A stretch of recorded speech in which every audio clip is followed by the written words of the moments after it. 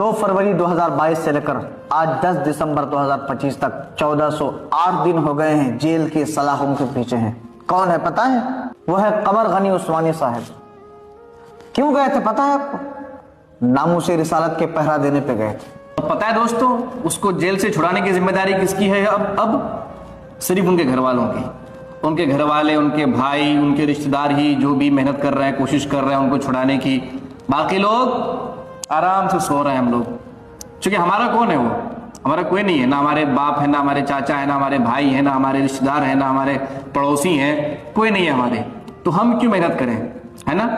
यही सोच के हम सब भूल बैठे हैं। लेकिन हाँ, दीन के मामले में वो जेल गए और हम दीन के नाम पर रातों हर रात, कोई ऐसी रात नहीं गुजर जाती हिंदुस्तान में कि जिस रात में जलसा ना हो लाखों का। और लाखों का जलसा सजाया जाता है, लाखों खर्च किए जाते हैं। काश हम अगर उन पैसों को जमा करके इस तरफ खर्च करते, उसका आधा पैसा भी अगर हम खर्च करते ना, तो उम्मीद थी कि आज अल्लामा कमर गनी उस्मानी साहब हमारे दरमियान होते।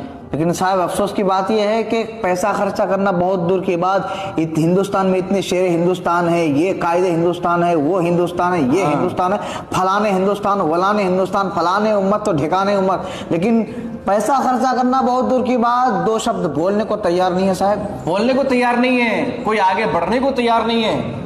हमें बहुत खुशी हुई थी उस वक्त जब मुफ्ती सलमान अजहरी साहब को जेल से रिहा किया गया था। उनके लिए लोग लड़े थे, आगे बढ़े थे, हमारे कायदीन से लेकर के मशाइखीन तक आगे बढ़े थे और बड़ा काम किया था।